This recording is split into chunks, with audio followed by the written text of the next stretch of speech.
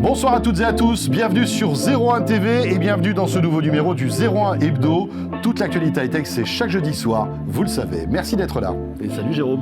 Bonjour François, bonjour à tous. Voici le sommaire de ce 01 Hebdo. Tout d'abord, l'événement de la semaine pour les geeks qui rêvent de s'équiper en produits high-tech au meilleur prix, c'est bien sûr le Black Friday. Comment en profiter sans se faire avoir? On va voir ça avec Christopher Siminelli. Je suis sûr que tu vas faire chauffer ta carte. Nous allons recevoir le CEO de Devialet dans un instant. Devialet, marque mythique de son, qui s'apprête à travailler avec Huawei. Il faut sauver le web et c'est le créateur du web qui le dit. Tim Berners-Lee lance un plan mondial contre les dérives d'Internet. Eh bien, dites-moi tout un programme. Et puis vous le voyez, on poussera de la fibre tout à l'heure. Et plus précisément, on vous aidera à choisir votre offre fibre. Et ça sera avec notre François à nous. Que des images insolites. Regardez ça, c'est un mini synthétiseur musical. Ça, c'est un mini baby-foot du futur. Et il y a même des valises qui roulent. C'est la chronique des insolites de Jordan. Eh bien voilà, vous savez tout, c'est le sommaire de ce 01 Hebdo. Merci d'être là sur 01 TV.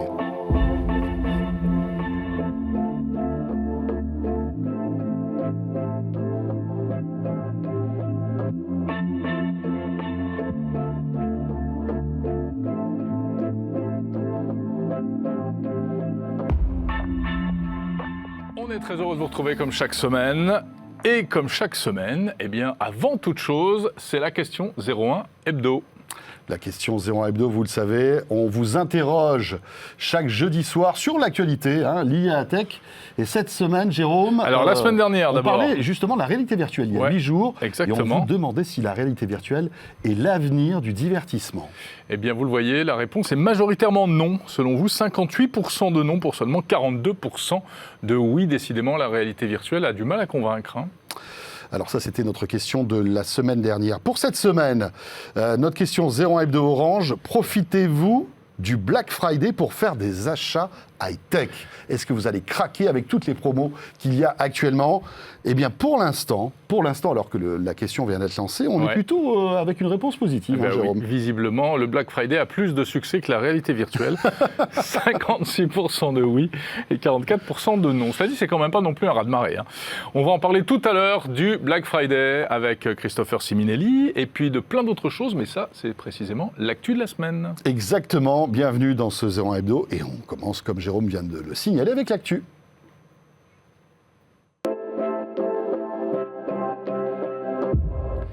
Mais avant toute chose, vous l'avez peut-être remarqué, et moi ça m'a fait tiquer dans l'oreille. Oui, tu as dit bienvenue sur 01 Hebdo, sur 01 TV, pardon. Mais moi je m'emmêle un peu les pinceaux. Eh bien oui, parce que en fait, tu sais, on vit une journée, en tout cas une période époque formidable, un peu particulière pour en fait l'entité et le groupe 01. En fait, on est en train de changer de nom, en tout cas le nom de notre chaîne. Avant, c'était 01net TV. Eh bien, ça y est, nous devenons 01 TV. C'est plus court, c'est plus efficace, c'est plus punchy. Et puis derrière ce nom, en fait, Jérôme, il y a plein de choses qui vont changer. Exactement. Alors ça, c'est vraiment l'info de la semaine et qui nous concerne directement. Vous l'avez peut-être lu logo, ici et là. Alors oui, vous apercevez le nouveau logo. Il est beau, hein? Et effectivement, ce changement de nom s'accompagne bien d'une grande nouvelle, c'est que désormais 01 TV sera disponible comme aujourd'hui sur tous les supports numériques, mais également sur votre écran de télé. Et oui, c'est la grosse nouvelle, 01 TV arrive sur les box de votre opérateur. Alors, pour l'instant, SFR et Orange, les deux principaux opérateurs télécoms français. On peut imaginer que les autres suivront.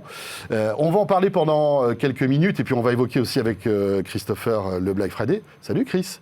Bonjour à tous. Christopher Siminelli qui est le directeur de la rédaction de 01. Et oui, donc... c'est quand même un événement. On est tous un peu émus. C'est vrai. Il y a deux infos, donc changement de logo pour 01, 01net.com, mais aussi pour 01 TV. Ça, c'est la première chose, avec le nouveau logo 01 TV qu'on voit derrière toi. Et puis le lancement de cette chaîne, on le disait, on arrive sur les box. Je crois que je l'ai jamais vu aussi gros. Il est beau, hein? Oui, donc changement de logo, ça faisait un petit moment qu'on avait notre ancien logo, à la fois de 01net TV de 01net.com. Ça faisait depuis 2014, donc on avait vraiment envie de... Et voilà. Et entre-temps, quand même, 01 a pas mal changé. C'est pas mal voilà, transformer, exactement, c'est le terme que je cherchais. Et donc, il nous fallait une identité visuelle qui puisse refléter un peu ce qu'on est devenu. Donc, un peu plus moderne, un média qui est dans l'air du temps, qui vit avec son époque. Je pense que c'est ce qu'on fait avec 01. Donc, cette idée de mouvement était importante dans notre nouvelle identité. Et puis, on refait de 01, qui, je le rappelle, sont quand même une référence au code binaire de l'informatique, qui représente les fondations de toute notre économie numérique aujourd'hui.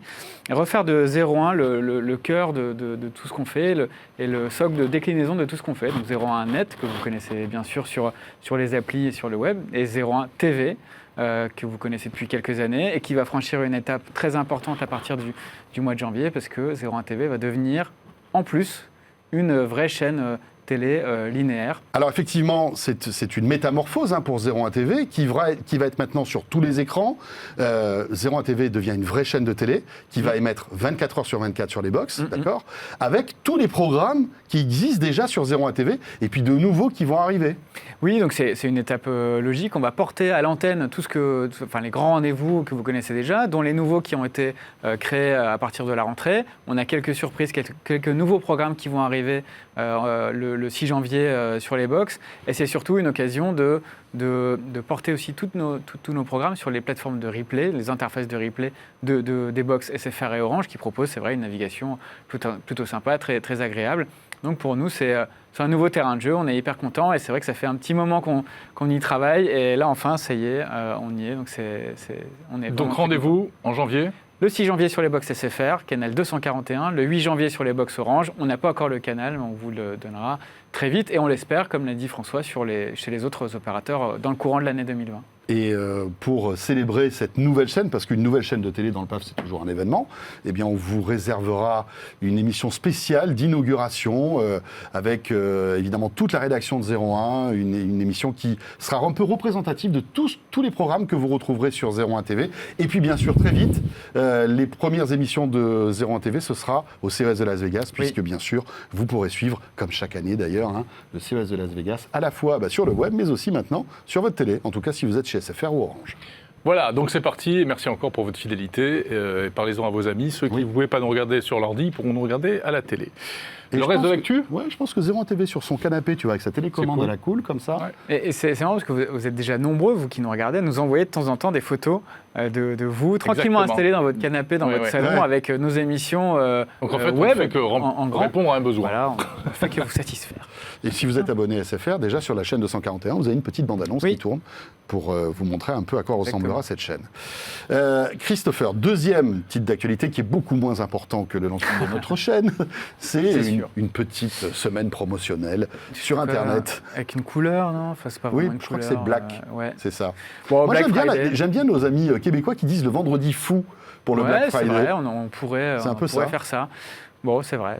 Bon, Black Friday, moment très important dans la tech. Ça fait partie des produits, vous connaissez bien ce rendez-vous. Et le rayon tech fait partie des plus populaires durant cet événement. Déjà qui démarre officiellement le 29 novembre, donc dès demain. Mais cette année, le Black Friday dure déjà une semaine. C'est plus qu'un Friday. Oui, c'est plus qu'un Friday, c'est pour ça qu'on parle de Black Friday. Donc il a déjà démarré vendredi dernier, avec déjà des tonnes et des tonnes d'offres. Dans toute l'équipe Shop and Service, qu'on appelle comme ça, chez 01 est sur le pont depuis vendredi, pour faire beaucoup de sélections de produits dans toutes les catégories. Alors je suis pas venu les mains vides, je suis venu avec quelques exemples. Alors premier renseignement, déjà les catégories les plus populaires, et bon, c'était déjà le cas l'année dernière, c'est Apple, smartphone et télé. Donc du côté d'Apple, il y a pas mal de promos sur toutes les gammes de produits, et notamment si vous comptiez mettre des AirPods 2, alors je ne parle pas des AirPods Pro, des AirPods 2 sous le sapin cette année. La précédente génération. Voilà, franchement, il faut y aller maintenant parce qu'il y a des remises très intéressantes. Je crois que ce sera plus possible, les AirPods Pro, même en précommande. Pro, si vous voulez commander maintenant, il y a 4 semaines de délai, donc c'est vrai on en parlait aussi. Avec 100 € de réduction, c'est ça, j'ai vu. Donc on en trouve entre 100 et 140 € selon les sites. Avec version, vous savez, ils existent en deux versions, avec le boîtier de recharge sans fil, boîtier de recharge filaire. Donc regardez bien quand même sur les fiches techniques pour ne pas vous faire avoir au niveau des promos. Mais il y a des remises assez importantes. On a l'impression que Apple écoule un peu son stock d'AirPods Tout doit 2. disparaître. Mais ça reste quand même des produits qui bien étaient très populaires jusqu'au lancement des AirPods Pro et qui continuent de l'être. Donc là, il y a des remises très intéressantes. Il y a des remises aussi sur les iPhones de 5 à 17% de remise, sur les Pro Max, les 10R aussi. Et sur les MacBooks, beaucoup de MacBooks en promo avec des remises pouvant aller jusqu'à 22-23%. Donc si vous aviez en tête de vous acheter un MacBook, ça peut être intéressant. Alors il faudra faire quelques concessions parce qu'il n'y aura pas forcément le modèle que vous aviez repéré. Il n'y a pas forcément la config voilà, si vous qu'on recherche. Core i7, 512 Go, etc., 16 Go de RAM, il n'y sera peut-être pas. Il va falloir faire des choix.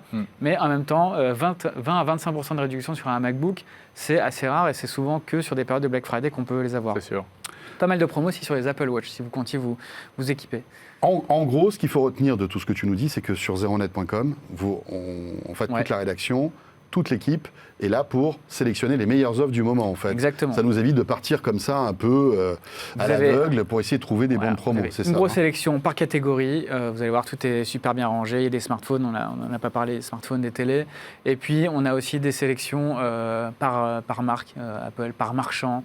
Et puis, plein de bons plans qu'on propose, qu'on met en ligne. Chris, j'ai l'impression que c'est un Black Friday un petit peu sulfureux quand même cette année, hein, parce qu'il y a eu prise de position du gouvernement, d'associations pour dire ça suffit, ça pollue, ne consommons pas inutilement à tort et à travers, etc. Et aussi, autre remarque, parfois, les fausses bonnes affaires. Genre les prix barrés qui en fait ne sont pas des véritables prix d'origine, qui ont été gonflés. Comment éviter de se faire avoir ? Ça c'est clair. Alors, on parle souvent de l'un ou l'autre des marchands. Nous qui regardons ça à longueur d'année, tout le monde fait ça. Amazon, c'est incroyable ça. C'est incroyable, ouais, c'est vrai. Il y a des produits qui n'ont jamais été vendus à aucun moment à ces prix-là, donc des faux prix barrés. Ça, il y en a beaucoup, notamment sur les iPhones. Il y a des vieux iPhones où ils mettent encore le prix d'origine au moment de leur sortie à 1 000 €. Alors qu'on sait très bien qu'un iPhone 7, il ne coûte plus 1 200 €.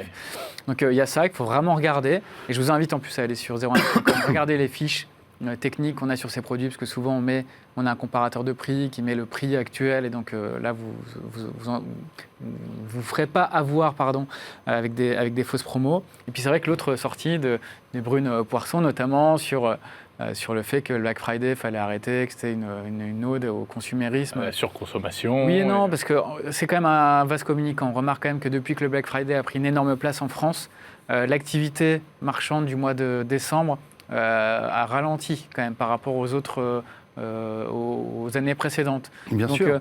Tout ce qui change, c'est que les soldes arrivent avant les fêtes. Ils arrivent avant, alors et que les gens c'était après les fêtes. Ça change tout. Là où on payait tous, pardon pour ceux qui croient au Père Noël, là où on payait tous nos cadeaux de Noël plein pot les autres années, là le Black Friday est devenu un moment hyper important pour faire ses achats de Noël et réaliser des économies. Donc ok, on comprend le discours.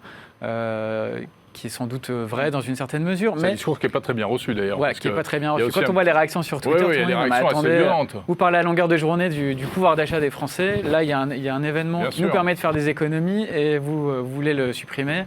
Faut arrêter un petit peu. Moi, la question n'est pas. Je me demande pourquoi, avec tous les autres problèmes qu'il y a beaucoup plus importants, pourquoi se mêle-t-il de cette histoire-là, quoi. Et puis ça génère une économie qui est très importante. Les motivations, on ne va pas rentrer dans le débat, mais il y a aussi des questions environnementales. C'est vrai que commander un truc en Chine pour ensuite le renvoyer, pour finalement qu'il soit détruit, etc., il y a des excès.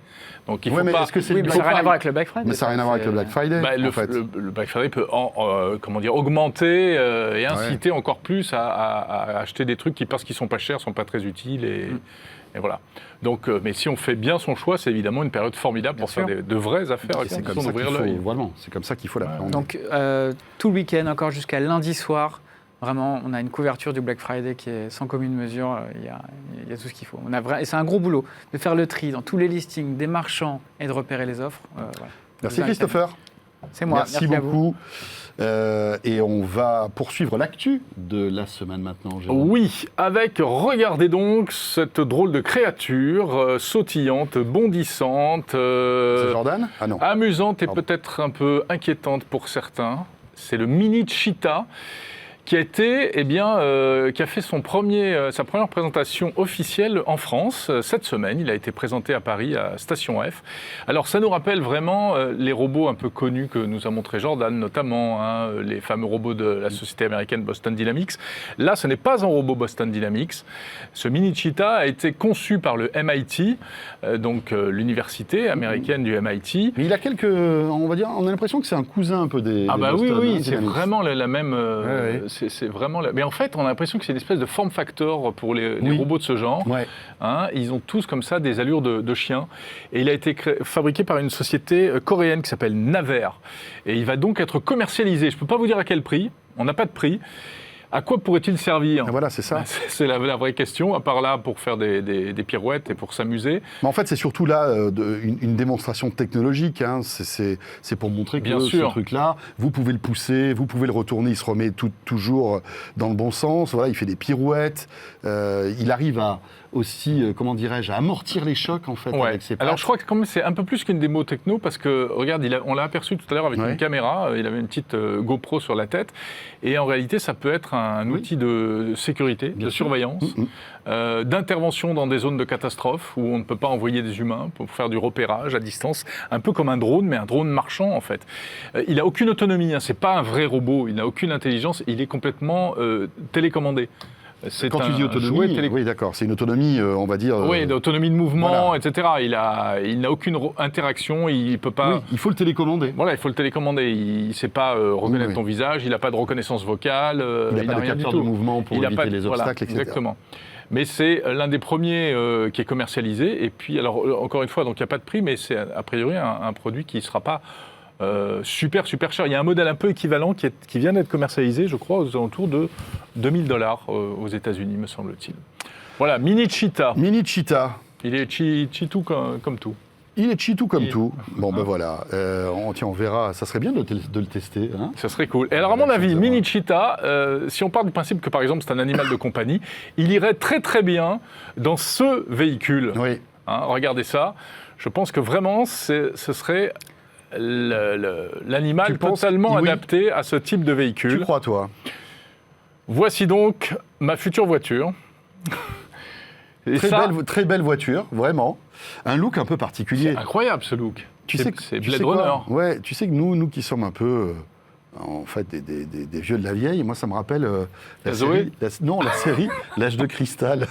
Je ne sais pas si tu te souviens de cette série de science-fiction des années 70. Ouais. Ils se baladaient tous, il y avait des robots. Enfin, voilà, c'était un monde où il y avait des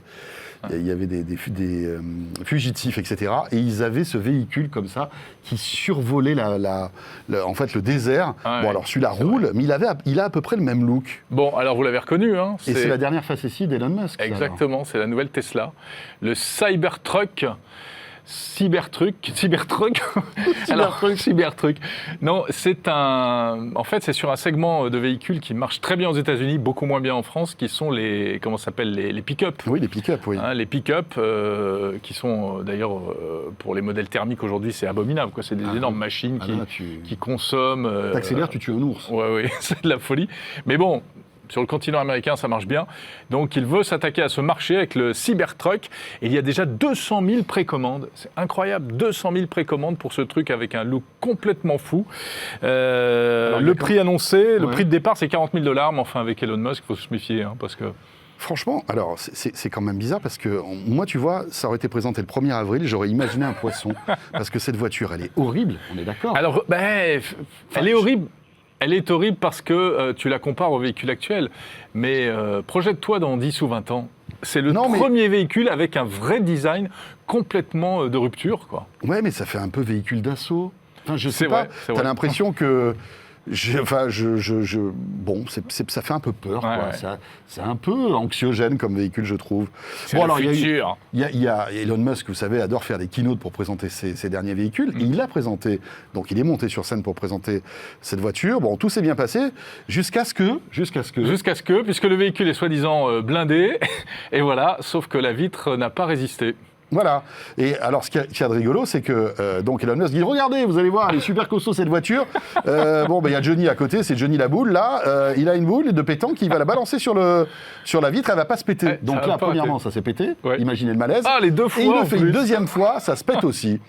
Et alors, ce qui n'était pas du tout prévu, bien évidemment. Et là, donc, Elon Musk, il continue sa petite présentation. Alors, il essaie de se mettre devant la vitre explosée pour cacher le truc. l'éclat. Ça a été une catastrophe, en fait. Je crois que c'est la keynote d'Elon Musk la plus catastrophique.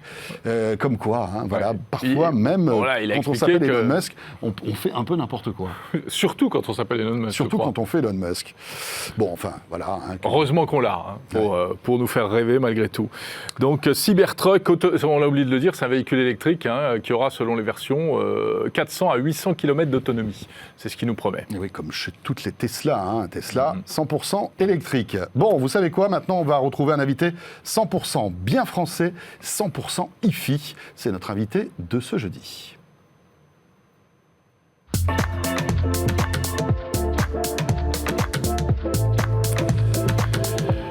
C'est Franck Le Bouchard, bonjour. Bonjour. Bonjour et merci d'avoir accepté notre invitation. Vous êtes le CEO de Devialet, une marque qu'on évoque souvent ici sur 01 TV, dans 01 Hebdo.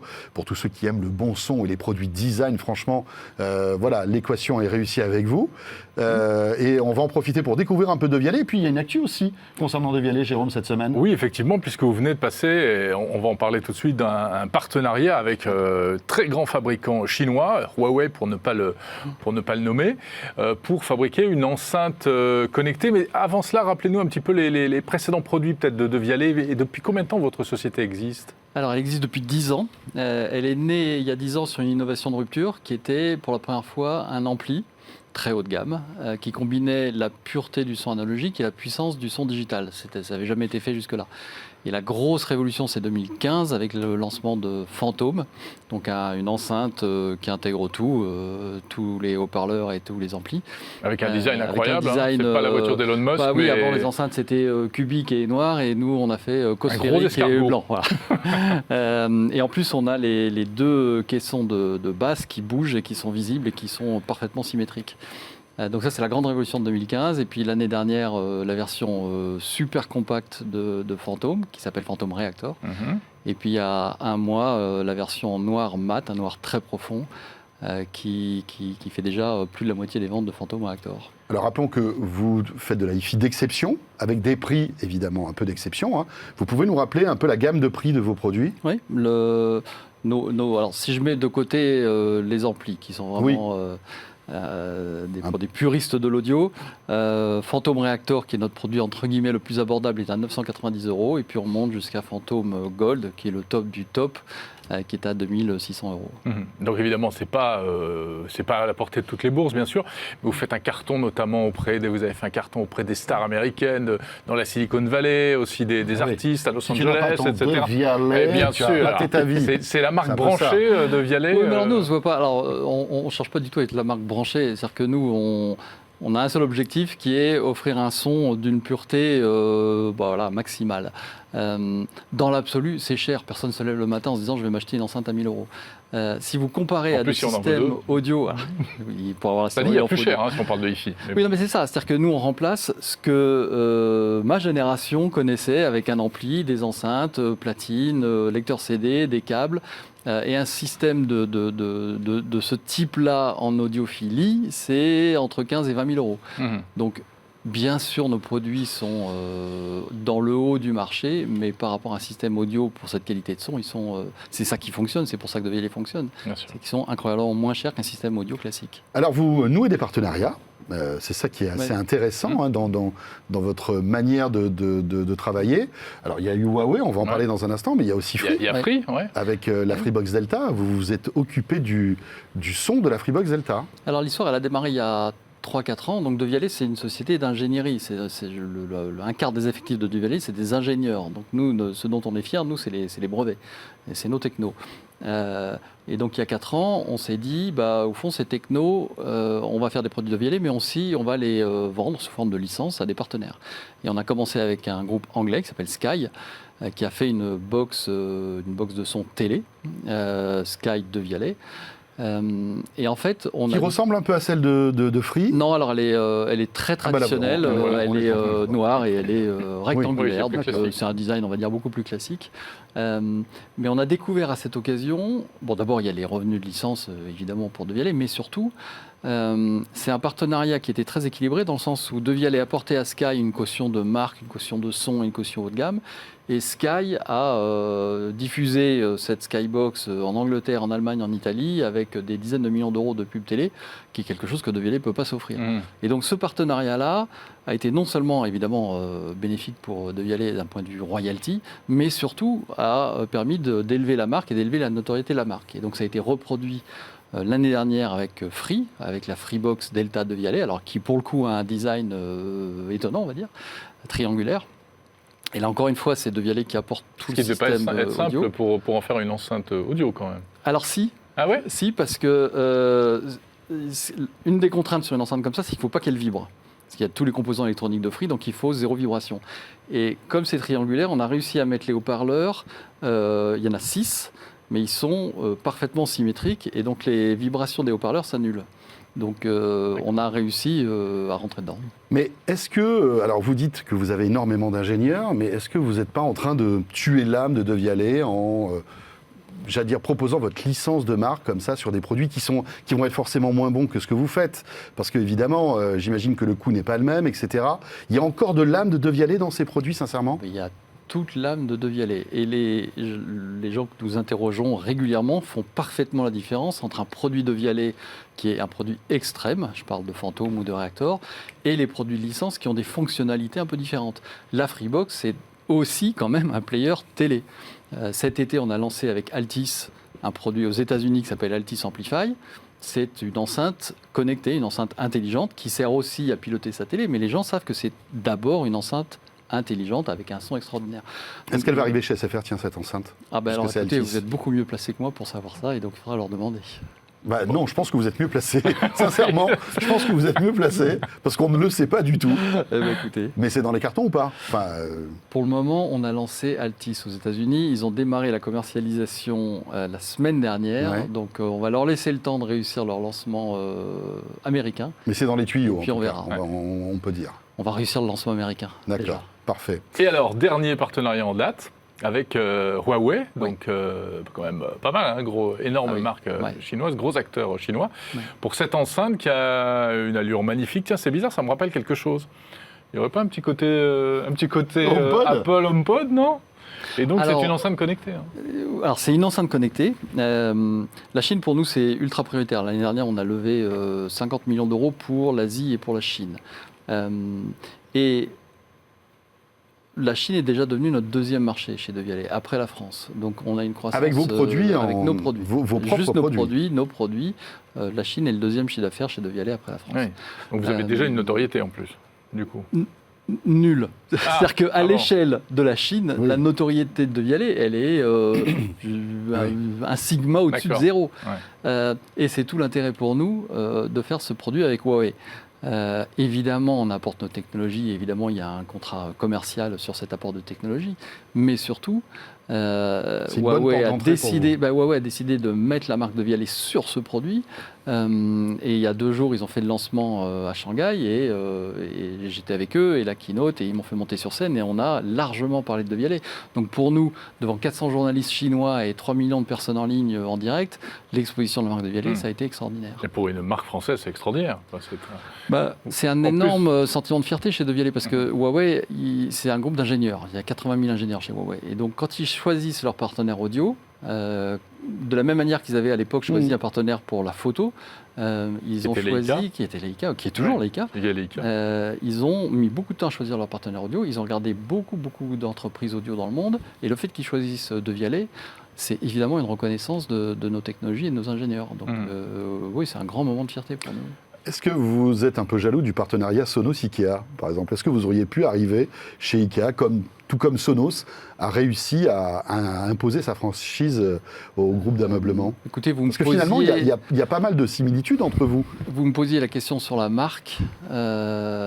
Pour Ikea, tout c'est vous un peu dire, trop cheap je pour vous préférerais être avec une marque un peu plus luxueuse, on va d'accord. dire. Ouais, vous avez un positionnement plus haut de gamme. Oui, quoi, c'est-à-dire que je ne carrément, peux pas non clairement. plus faire n'importe quoi avec la marque. C'est-à-dire que le Sound X, donc chinois de Huawei dont on parle là, Huawei a des enceintes à 15 $ ou à 30 $ qui sont des enceintes intelligentes. Là, ça se positionne sur le haut de gamme. Celle-là, elle est à 280 $. C'est-à-dire qu'on reste quand même très haut de gamme parce que le système audio qui est dedans est très coûteux. Et justement, vous pouvez nous en dire un mot de cette enceinte qui ne va pas sortir en France, je crois. Hein.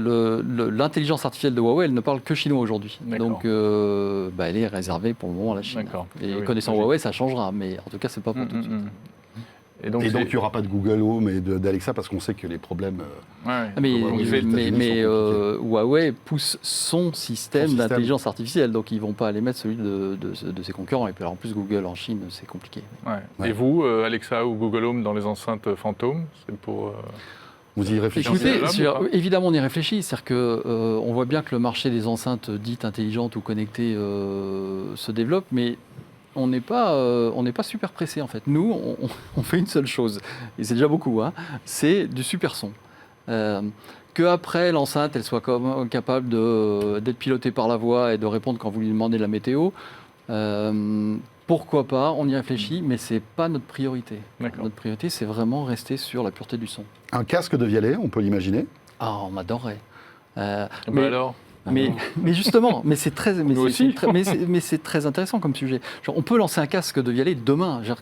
On appelle Il est n'importe quel fabricant chinois, on met le logo de Vialet, on la fait blanche et on lance un casque de Vialet. Non. Moi, Sauf quand je parle d'un casque, ça sera un Voilà. casque avec le savoir-faire et, voilà. la qualité du Et ben son voilà. de Vialet. Et donc le jour où on lancera un casque, et j'espère bien qu'un jour on lancera un casque, il faudra qu'il apporte quelque chose au marché. Donc il faudra qu'il soit bien meilleur que les autres casques du marché. Or, il se trouve que nos concurrents font des casques qui sont de bon niveau. Voilà, donc on travaille évidemment activement à amener une rupture sur ce marché. Et la barre est haut. C'est étonnant Très bien. parce que, encore une fois, je vous compare à Sonos, peut-être que ça ne vous plaît pas, mais j'avais posé la question à Sonos et il y a eu exactement la même réponse. Il faut trouver la différence, en fait. Ah oui, l'élément Qui fera différenciant. que- Mais bien sûr, ça vaudra le coup d'acheter un allez dans casque de n'importe Vialet. quel magasin high-tech, le nombre de marques de bien casques sûr. sur le marché Il est est très phénoménal. bonne. Phénoménal. Du Bose, du AKG, etc. Ils sont bons. Du Sony. Franck Le Bouchard, merci beaucoup. Merci à vous. d'être Merci passé d'être par passé nous 01 voir. Hebdo et bon vent à De Vialet. Donc, Merci. voilà. On enchaîne maintenant, on va parler de toute autre chose, Jérôme. Oui, on va se pencher sur l'avenir du web. Vous savez qu'il y a des choses qui ne vont pas très bien sur Internet, mais heureusement, le sauveur arrive. Et c'est Marion Simon-Reynaud qui nous en parle.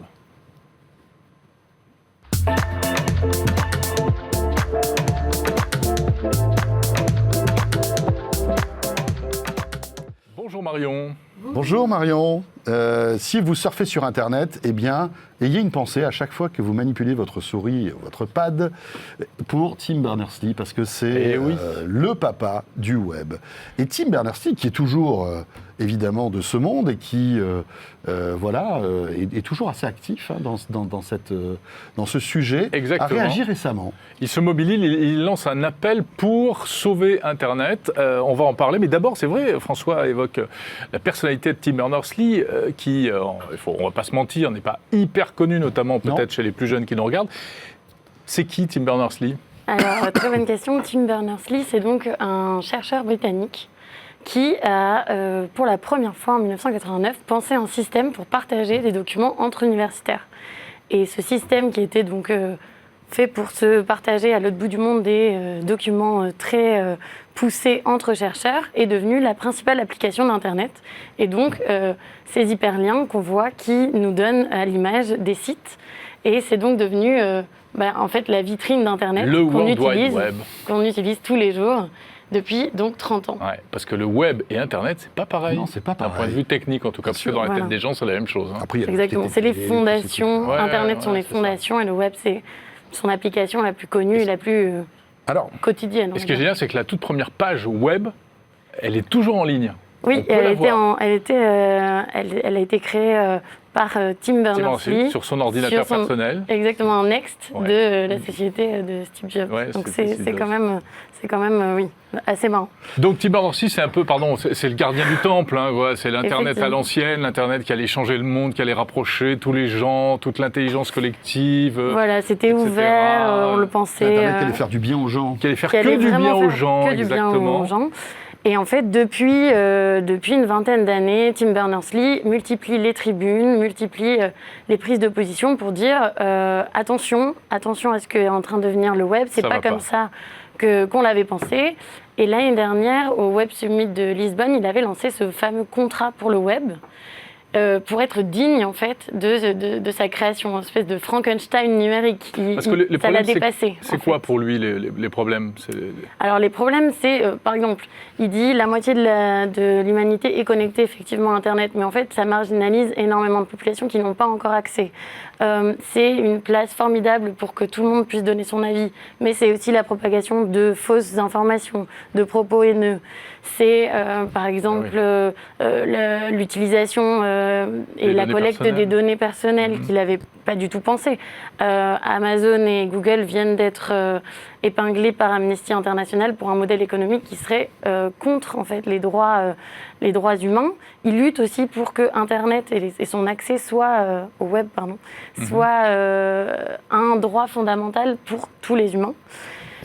Donc à partir de toutes ces réflexions en fait, et de toutes ces dérives, de toutes ces menaces, il a travaillé pendant 1 an avec 80 organisations, donc qui vont à la fois de Google, Facebook à des associations de défenseurs des libertés, Ouais, c'est des amusant, c'est Google et gouvernements Facebook le soutiennent. et Ça, c'est assez des drôle, quand même. citoyens. Oui. Et en même temps, on ne peut pas faire sans eux. Bien sûr. Et c'est ça qui est malin, et c'est pour ça que sa position est intéressante, et sa proposition, même si elle n'est pas transcendante et nouvelle, en fait. Alors juste en quelques mots, Marion, Elle est, qu'est-ce qu'il propose concrètement? Alors, ce qu'il propose, c'est 9 principes qui permettent donc à la fois de garantir pour les gouvernements, par exemple, la neutralité du net, c'est-à-dire l'accès à tout le monde au même moment à Internet, pas de contraintes de prix, que le service soit abordable, qu'on puisse le partager entre tous, que ce soit un web inclusif, enfin bref, que des principes très... Oui, pour la liberté en fait, Voilà, pour la liberté de l'Internet. Et pour que en fait, l'esprit perdure dans les prochaines années du web. Ce qu'il dit, c'est voilà, il faut qu'aujourd'hui on reprenne les manettes pour que les 30 prochaines années du web soient de plus belles années que ces 30 dernières. Eh bien, on a du pain sur la planche. Et, Hein et alors, il demande aussi, donc ça c'était la partie gouvernement, mais il en appelle aussi aux entreprises. C'est là où Facebook, Microsoft, Google se sont alliés à lui. Amazon, non. Bon, Ah. on verra si un jour ils font partie de ce contrat. C'est là encore de maintenir des règles de concurrence transparentes, de maintenir les citoyens et les consommateurs de l'utilisation de leurs données. Donc voilà, c'est aussi une vision très dans l'air du temps et libertaire par rapport à ce qui est devenu le web en fait.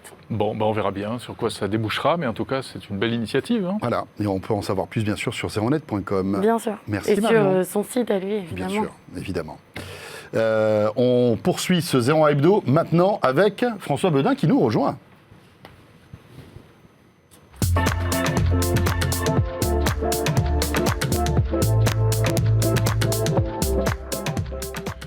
Voilà, François Bedin, vous le voyez, c'est l'homme qui manipule des trucs. Je ne sais pas ce qu'il fait. on sait pas. Il nous montre des trucs. François, qu'est-ce que c'est ça?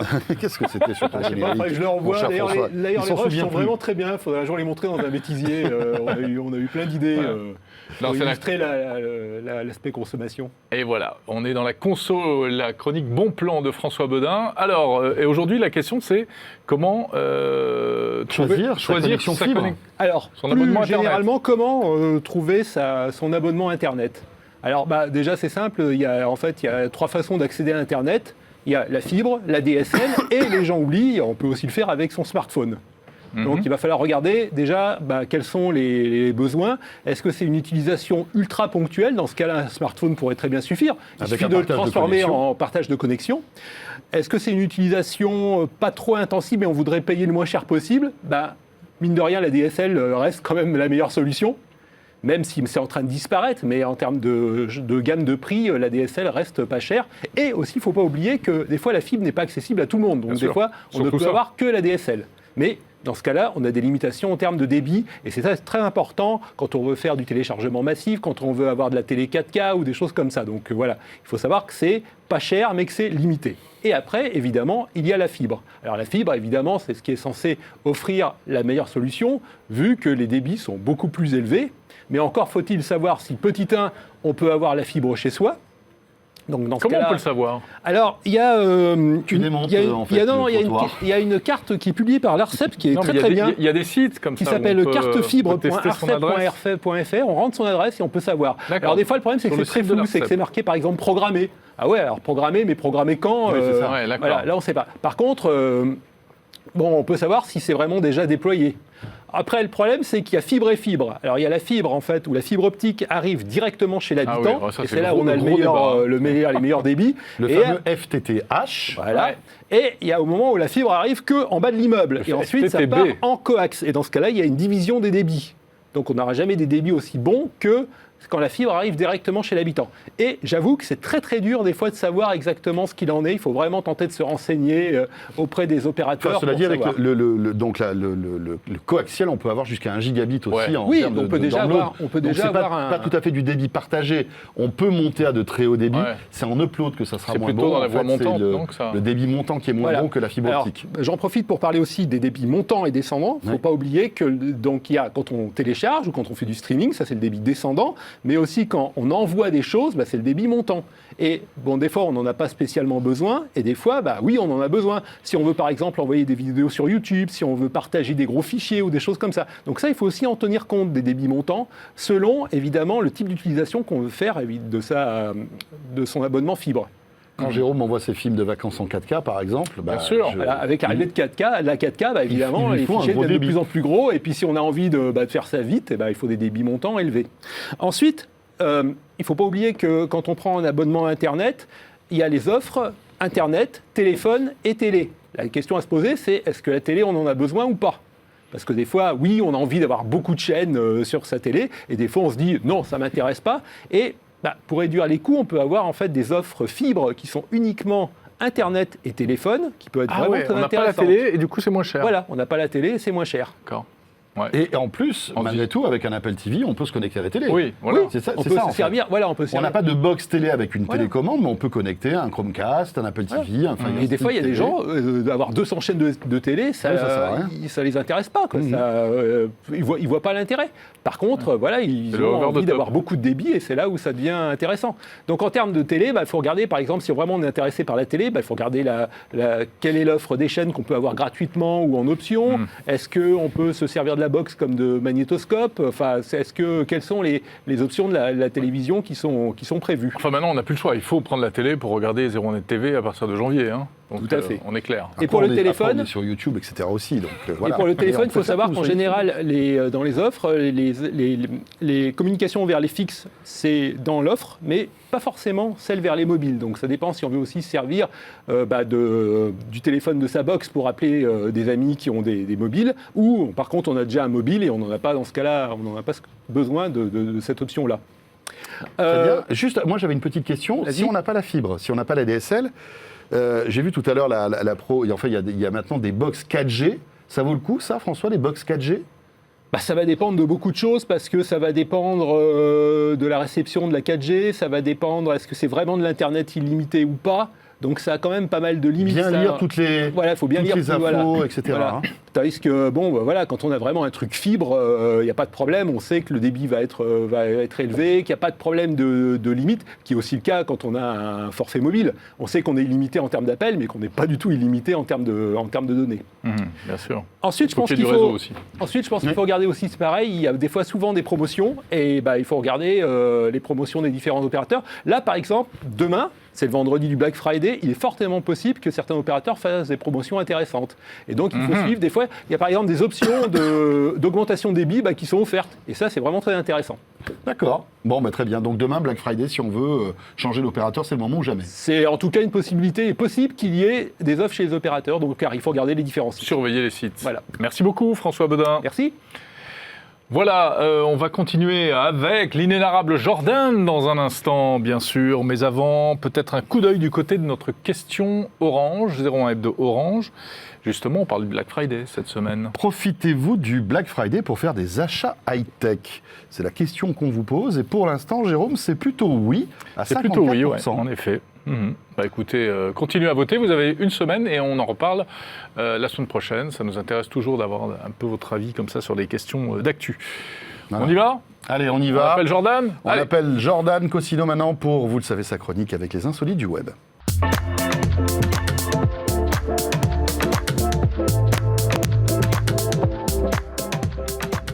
Il est là, il est avec nous. Merci d'être resté jusqu'à la fin de cette émission pour être avec nous, Jordan Cosino. Salut Jordan. Salut, vous allez bien? Ouais.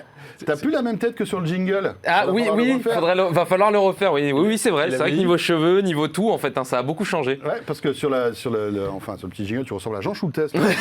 Oui, oui, c'est ça, confidence. Et là, t'as plus trop la même tête. donc Non, c'est pour ça. j'ai changé, j'ai évolué un petit peu. Alors il y a ta poche qui parle, Années François 80, Sorel. c'est normal, ma poche C'est parle normal, souvent. d'accord. Elle veut participer. La sélection du web de Jordan dans la joie et la bonne humeur. Écoutez, je vous ai On va choisi essayer. trois petits produits, c'est dur à dire, trois petits produits que j'ai trouvés sur Internet cette semaine. Et à commencer par un qui est un peu une dédicace pour Jérôme. J'avoue que je l'ai vu, j'ai un peu Oh. craqué, j'étais obligé. Devine ce que c'est. Une valise. Exactement, c'est une valise, oui. J'étais pas au courant. hein. Une valise qui roule toute seule, comme celle de Jérôme, ça c'est plutôt classique. L'avantage de celle-ci, c'est que tu peux monter dessus. Oh non. Voilà, à toi les aéroports de Roissy et Orly, où tu te déplaces complètement sur ta valise. Bien ça va sûr. jusqu'à 7 km/h, En petit sachez-le. Bermuda. Ouais. Euh, Enfin, ça, grosse c'est vie- pas- Jordan, c'est pas cool vis-à-vis du vieillage de Jérôme de Oui, lui, de lui expliquer que il est obligé de se déplacer mouvoir comme ça. via sa valise. Non, c'est pas cool. Écoute, je trouvais ça génial, j'adore cette valise, je trouve ça fou. Que tu puisses monter dessus, elle se déverrouille via une empreinte digitale ou via une clé de manière plutôt classique. Ouais, c'était un petit clin d'œil, je trouvais ça rigolo. Ça va, enfin, tu peux faire 7 km avec Ouais. et ça va jusqu'à 7 km/h. Enfin, le moteur doit être énorme, il doit prendre toute la place. Là, Bah pour le écoute, coup. ce que je trouve assez rigolo, Tu mets un iPad dedans. c'est que- regarde, alors par c'est contre il y a ça. de la place dedans, tu peux recharger tes produits high-tech, enfin tes produits électroniques avec, classique. avec le petit chargeur USB. Mhm. Le truc qui est assez fou, c'est que sur la valise, en fait, il y a une espèce de caméra comme sur une Tesla. Tu sais qui tourne, bah là on la voit bien. Ouais. C'est une caméra qui fait tout le tour comme si tu avais une Tesla. Ouais, sauf c'est un que lidar. une valise quoi. C'est- Oui, c'est complètement un Ouais, lidar. ouais, c'est un lidar. Et il faut savoir que, alors je dis pas ça pour toi, ça n'a rien à voir, mais d'un point de vue technique, ça peut supporter jusqu'à 120 kg. Donc voilà, même si t'as bien, Je j'ai vois pas- préféré je vois dire pas que de quoi tu c'était pas parles. pour toi. Je vois pas de quoi tu Même parles. si t'as très bien mangé, tu peux monter sur ta petite valise, voilà, si jamais, bon bah voilà, Non, t'es mais pressé c'est- au contrôle de On est douane. d'accord que c'est ridicule. Mais justement, je trouve ça fou parce que tu sais qu'ils ont quand même récolté 600 000 euros, 660 000 euros ce produit. Donc il va sortir. Ça arrive en février 2020. Les prix, c'est ultra cher. Le prix de vente, ça sera 820 euros. Mon Dieu. Et là, si tu participes au Ah, projet, et moi, c'est je cherche la mienne. 450. Oui, bah, en même temps, ça commence à faire. Cela dit, je veux pas trop te vexer, mais je pense que tu t'es fait avoir avec cette valise. Pas du tout. Non. Est-ce qu'elle détecte les obstacles, la tienne? Alors non. Ah, et bah celle-ci détecte les obstacles. Enfin, elle s'arrête. Oui, mais elle contourne. tourne, etc. ouais. Elle se gare, elle fait tout Oui, ce que enfin, tu je veux. demande à voir. Ça, c'est la promesse. hein. Évidemment. Bon, vous aurez peut-être l'occasion de l'avoir au CES de Las Vegas. On enchaîne? Oui. Bien sûr. Deuxième petit objet musical, ce coup-ci, parce que j'aime bien la musique, vous le savez. J'aime bien les petits objets qui vous permettent de faire de la musique assez facilement. Celui-ci il s'appelle Orba, un produit qui a récolté 160 000 euros, hein, quand même aussi, c'est des belles sommes à chaque fois. Donc ce petit objet-là, qui paye pas de mine, vous permet de faire de la musique. En fait, chaque petite frette ou petit bouton que vous voyez dessus, ça permet de choisir un instrument et en fonction des mouvements que vous allez faire dessus, donc gratter, toucher, frotter, sauter, enfin bouger la petite boîte, ça va vous donner différents sons. Et ces sons-là, vous allez pouvoir les mettre sur vos logiciels de musique, etc. pour construire votre son final. Mais ça, c'est rigolo pour le coup. Écoute, c'est très rigolo et je vous ai même fait vous avez une petite vidéo de démo avec quelqu'un qui a fait de la musique avec, Ouais. qui est dans la pub. On va écouter ça tout de suite.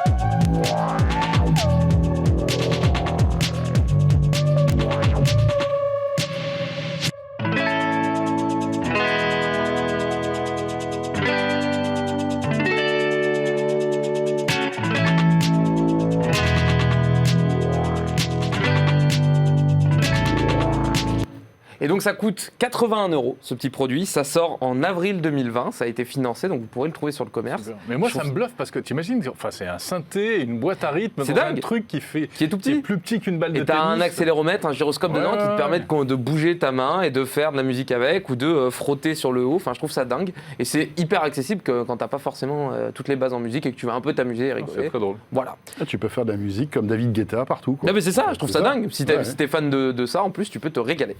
Dernier produit. Ouais. Celui-ci, c'est un produit que je veux chez moi. Enfin, c'est fou, je trouve ça dingue. Ça s'appelle Robo Soccer. Bon, c'est un petit spoil de ce que vous allez voir, mais Robo Soccer, qu'est-ce que c'est? En fait, c'est des gens qui sont partis d'un concept de se dire qu'un baby-foot, ça prend de la place, c'est gros et c'est un peu compliqué à transporter. Et ils se sont dit, on va créer un espèce de mini baby-foot qui te permettrait de jouer avec tes potes depuis chez toi, que tu peux déplacer partout. Et en fait, c'est une espèce de petits, c'est des petits robots qui se battent, que tu contrôles, et qui aimantent une balle de foot et avec lesquels tu peux jouer soit via ton smartphone, soit via un joypad, enfin une manette, que tu as dans le pack et qui te permet de faire tes petites parties de foot à la maison avec tes copains. Tu peux jouer à 4 ou à plus en fonction du nombre de robots. Et voilà, ils te montrent comment, dans la vidéo, ils te montrent comment ils ont fait les robots, c'est par impression 3D, etc. Et je trouve ça assez fou comme jeu. C'est le baby-foot du troisième futur, millénaire. Ouais, mais je trouve ça dingue. Je veux dire, t'imagines, tu fais une petite soirée à la maison, tu joues avec ton truc. Je trouve ça assez génial. En plus, pour le coup, pareil, il reste. Là, ça s'est financé aujourd'hui, donc ça va sortir aussi. Et le prix est plutôt intéressant. Enfin, ça reste cher, mais c'est plutôt intéressant. C'est 91 € pour l'ensemble. Non, pour tout. l'ensemble. T'as le pack. Ouais, t'as le pack, t'as les cages, t'as la balle, t'as les robots, t'as tout ce qui va. Le petit, t'as même une manette dans ce pack à 91 €. Donc voilà, ça, vous pourrez voir ça. Je trouve ça assez dingue. Ça fait une bonne soirée foot à la maison. Tu vois. Très drôle. Ça peut être rigolo. Il faut voir après ce que ça donne, si ça réactive, si ça marche bien et tout. Ça, je demande à voir, mais de toute façon, en général, tous les produits que je vous montre, je demande à voir. Mais sur le papier, ça a l'air quand même plutôt pas mal. Ouais, ce qui serait cool, ce serait que tu puisses jouer à distance, tu sais, en 5G. Comme le jeu d'échecs que je vous ai montré. Comme le jeu d'échecs que je vous ai montré. En 5G parce qu'il ne faut pas qu'il y ait de latence. Sur du foot, c'est un peu embêtant. Autant sur des échecs, ça va. Autant sur du foot, quand même, la balle, faut être assez réactif. En 5G, il va falloir attendre un peu avant de pouvoir y jouer. Oui, quand tu vois que déjà on n'a pas de la 4G partout dans Paris et tu vas pas partout en France. commencer. Soyons patients sur la 5G. Top. Merci beaucoup. Merci à Génial. vous. Merci Jordan. Chaque semaine, on retrouve Jordan Cosino qui nous déniche des choses incroyables sur les plateformes de financement participatif. Exactement. Merci Jordan, à très vite. Merci à vous. Et c'est avec Jordan Cosino que se termine ce 01 Hebdo. Évidemment, on a été très heureux de passer cette petite heure en votre compagnie. Vous le savez, chaque jeudi soir, c'est le débrief de l'actualité high-tech sur 01net TV. Exactement. Tiens, on en profite pour faire la pub pour toutes les autres vidéos et programmes que vous pouvez retrouver sur 01net TV, à la fois sur YouTube et sur 01nettv.com. Qu'est-ce qu'il y a en ce moment ? On a de l'ultra haute émission, il me semble. On a de l'ultra haute émission. On vous explique que, on se pose la question, est-ce qu'on peut avoir Disney Plus en France actuellement, alors que c'est en théorie interdit. Et il me semble qu'on en parle aussi dans le podcast chez Jérôme et François. C'est vrai. Voilà, c'est à écouter également. Voilà, portez-vous bien, on se retrouve jeudi prochain. Salut à tous. Bonne soirée.